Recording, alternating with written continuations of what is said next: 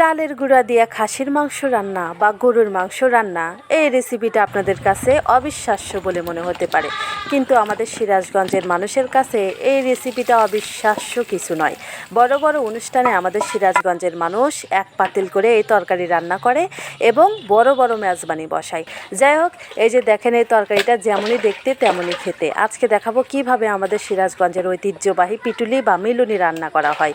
প্রথমে আমি 1 কেজি খাসির মাংস নিয়েছি। এই যে দেখেন, এগুলো একদমই টাটকা, সুন্দর করে ধুয়ে এখন আমি পরিষ্কার করে এই তরকারিটা আমার অনেক প্রিয় একটা তরকারি। যখনই বাড়িতে মাংস আনে তখনই চেষ্টা করি আমি এরকমভাবে পিটুলি রান্না করার জন্য। যাই হোক, মাংস ধোয়া শেষ, এবার আমি পেঁয়াজ দিয়ে দিচ্ছি।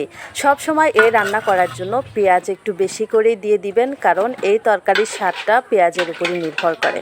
যাই হোক, মশলাপাতির ডালাটা নিয়ে নিলাম। এবার লবণ দিয়ে দিচ্ছি, আপনারা আপনাদের স্বাদ পরিমাণ মতো লবণ দেওয়া শেষ। এবার আমি দিয়ে দিব হজের গুঁড়া। এগুলো আমাদের সিরাজগঞ্জের ভাষায় হজ বলে। সেই হজ আমি গুঁড়ো করে রেখেছি ভেজে, সেই হজের গুঁড়া আমি এখন দিয়ে দিচ্ছি। 1 চামচের একটু বেশি দিয়ে দিয়েছি। যাই হোক, এটার খুবই সুন্দর ঘ্রাণ। তারপরে দিয়ে দিলাম এই যে হলুদ পরিমাণ মতো। আপনারাও পরিমাণ মতো হলুদ দিবেন। এই তরকারিতে হলুদ না দিলে কিন্তু দেখতে একদমই ভালো লাগবে না, একদম পরিমাণ মতো হলুদ দিয়ে দিবেন। যাই হোক, তারপরে এই যে মরিচের গুঁড়া দিয়ে দিচ্ছি। এই তরকারিতে মরিচের গুঁড়ার পরিবর্তে যদি কাঁচামরিচ কেটে দিতে পারেন তাহলে কিন্তু স্বাদ আরও 10 গুণ বেড়ে যাবে।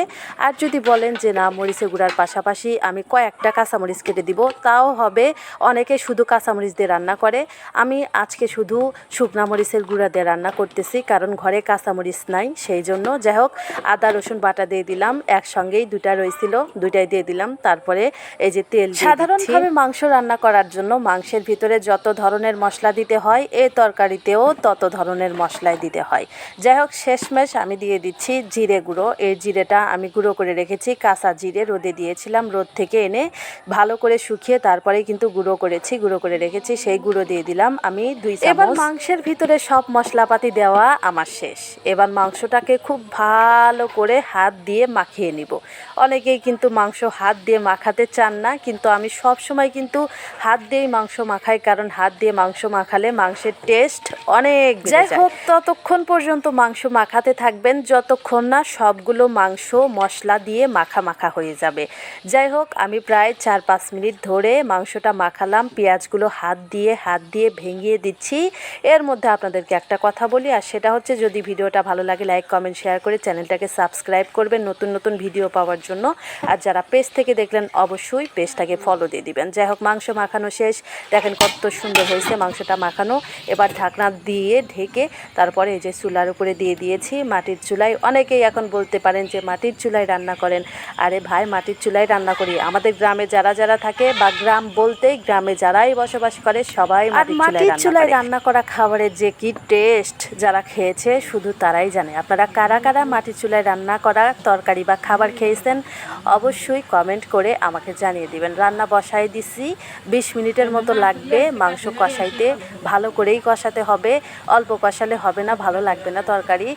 চালটা ধরে গেছে, 20 মিনিট হইতে বেশি। অনেকেই আছেন যারা রান্না বান্না করতে তেমন একটা পছন্দ করেন না, কিন্তু আমার রান্না বান্না করতে বেশ ভালোই লাগে। যখন রান্না করতে মন চায়, যদি তখন রান্না করতে না পারি, তখন একটু রাগ রাগ ভাব হয়। যাই হোক, কিছুই করার নেই। মাংস তুলে দেওয়ার 5 মিনিট পরে আমি ঢাকনাটা সরালাম, সরিয়ে মাংসটাকে ভালো করে নেড়ে চেড়ে দিচ্ছি। মাংস চুলায় দিয়ে আপনারা কখনো 20 মিনিট বা 15 মিনিট পরে ঢাকনা খুলবেন না, তাহলে মাংসগুলো কিন্তু আধ গজাইরা হয়ে যাবে, বেশি সিদ্ধ হবে না। আপনারা করবেন কি, 5 মিনিট বা 2 মিনিট পরে মাংসটা খুলে আগে ভালো করে নেড়ে চেড়ে নেবেন, নেড়ে চেড়ে ভালো করে আবার ঢাকা দিয়ে দিবেন। যাই হোক, আমি ঢাকা দিয়ে দিলাম। এবার একটু পরে পরে মাংস খুলে দেখছি আর নাড়াচাড়া দিয়ে। মাছ খেতে আমার তেমন একটা ভালো লাগে না, কিন্তু এই মাংসটা খেতে আমার অনেক ভালো লাগে। আমি জানি আমার মতো অনেক মাংস লাভার আছেন। আপনারা কারা কারা মাংস লাভার, মাংস ছাড়া আপনাদের ভাতই খেতে মন চায় না, তারা একটু কমেন্ট করে দেখা দিয়ে যান, আপনাদেরকে একটু দেখি। যাই হোক, আমার মাংসটা কিন্তু কষানো প্রায় শেষ। এবার আমি আলা চাউলের গুঁড়াটা বের করেছি। এই যে দেখেন, এই আলা চাউলের গুঁড়াটা আমি আলা চাউল গুঁড়া করার পরেই রোদে দিয়েছিলাম। রোদে দিয়ে ভালো করে শুকিয়েছি, শুকিয়ে ঘরে রেখেছিলাম। সেই গুঁড়াটাই আমি অল্প করে নিয়েছি, বেশি দেওয়ার প্রয়োজন নেই, অল্প দিলেই হয়ে যাবে। কতটুকু পরিমাণ দিবেন ততটুকু পরিমাণ আমি দেখিয়ে দিচ্ছি। এই যে দেখেন এইটুকু আমি নিয়েছি, এইটুকুর মধ্যে এবার আমি পানি দিয়ে একদম পাতলা করে গুলে নিব। এই যে দেখেন পানি দিচ্ছি, অল্প অল্প করে পানি দিয়ে গুলে নেবেন, একসাথে বেশি পানি দিতে যাবেন না, তাহলে দলা দলা ধরে যাবে। যাই হোক, পানি দিয়ে সুন্দর করে গুলে নিয়েছি, একদম ঢিল পাতলা করে গুলবেন। এই যে দেখেন আমি যেভাবে গুলেছি এইভাবেই গুলবেন। একদম টাইট করে গুলতে গেলে কিন্তু দলা দলা ভাব হবে, খেতে কিন্তু ভালো লাগবে না। আপনারা এই গোলাটা একটু ভালো করে ঢিল করে গুলে নিন। প্রথমে মাংসটাকে ভালো করে কষিয়ে তারপরে মাংসের ভিতরে আমি ঝোল দিয়েছি পরিমাণ মতো, যতটুকু লাগে ততটুকু ঝোল দিয়ে মাংসটাকে সিদ্ধ করার পর তার ভিতরে এই যে চালের গুঁড়াটা আমি দিয়ে ঢাকা দিয়েছিলাম। এই যে দেখেন এবারে চালের গুঁড়াটা দেখেন কত সুন্দর বলক উঠেছে, খুবই সুন্দর হয়েছে। তরকারিটা রান্না করা কিন্তু এখনো শেষ হয় নাই, অথচ কালারটা দেখেন কত সুন্দর হয়েছে। আর 5 মিনিট রান্না করলেই কিন্তু তরকারিটা হয়ে যাবে। খুবই সুন্দর ঘ্রাণ বেরিয়েছে, আমার মনে হচ্ছে যে এখনই এই চুলার পাড়েই বসে কয়টা খেয়ে নিই। যাই হোক, এবারে তরকারিটা রান্না হয়ে গেছে, একটু ঢাকা দিয়ে আর একটু জাল করে নিব। তারপরেই আমি আবার এই তরকারিটাতে ফোড়ন দিয়ে দিব।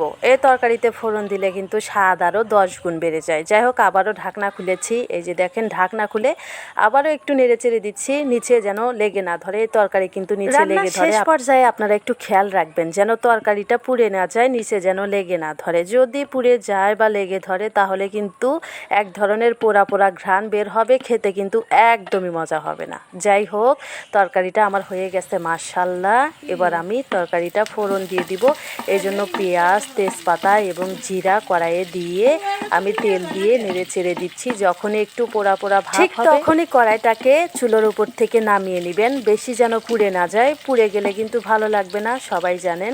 হালকা হালকা পুড়ে গেলে ঠিক তখনই কিন্তু নামাবেন। নামিয়ে এই যে তরকারির ভিতরে দিয়ে দিবেন। আমি এখন এই তরকারির ভিতরে দিয়ে দিচ্ছি, খুবই গরম। যাই হোক, এই যে দিয়ে দিলাম। এবার এই তরকারিটা আমি খুব সুন্দর করে নেড়ে চেড়ে চতুর্দিকে এর ফোড়নটা ছড়িয়ে দিব, যেন এর ঘ্রাণ সব দিকে ছড়িয়ে পড়ে। আসলে খুব সুন্দর ঘ্রাণ। ফোড়নটা দেওয়ার পরে ঘ্রাণ 10 গুণ বেড়ে গেছে। যাই হোক বন্ধুরা, এবার আপনাদেরকে শেষ রেজাল্টটা দেখাবো তরকারি কেমন হলো। তার আগে একটা কথা, যদি ভিডিওটা ভালো লেগে থাকে লাইক কমেন্ট শেয়ার করে চ্যানেলটাকে সাবস্ক্রাইব করবেন। যারা পেজ থেকে দেখলেন অবশ্যই আমার এই ছোট্ট পেজটাকে ফলো দিয়ে যাবেন। আপনারা কে কোথায় থেকে আমার এই ভিডিওটা দেখছেন তাও কমেন্ট করে আমাকে জানাতে ভুলবেন না। শেষমেশ আপনাদেরকে একটা কথা বলবো আমি, আর সেটা হচ্ছে জীবনে একবার হলেও এই তরকারিটা রান্না করে খাবেন, নইলে কিন্তু আপনাদের জীবনে কোনো কিছু একটা অসম্পূর্ণ থেকে যাবে। কারণ এই তরকারিটা খেতে খুবই মজা, খুবই মজা। অনায়াসে 2 প্লেট ভাত খেতে পারবেন। এই যে দেখেন তরকারির কালারটা কত সুন্দর হয়েছে, হলুদ রঙের কালার হয়েছে। আর এর ভিতরে মাংসগুলোকে এই যে দেখেন, মাংসগুলো দেখেন মনে হইতেছে তরকারির ভিতর থেকে উকি দিয়ে সবাইকে দেখতেছে। যাই হোক বন্ধুরা, সবাই ভালো থাকবেন, সুস্থ থাকবেন। কেমন হয়েছে রান্নাটা অবশ্যই জানাবেন।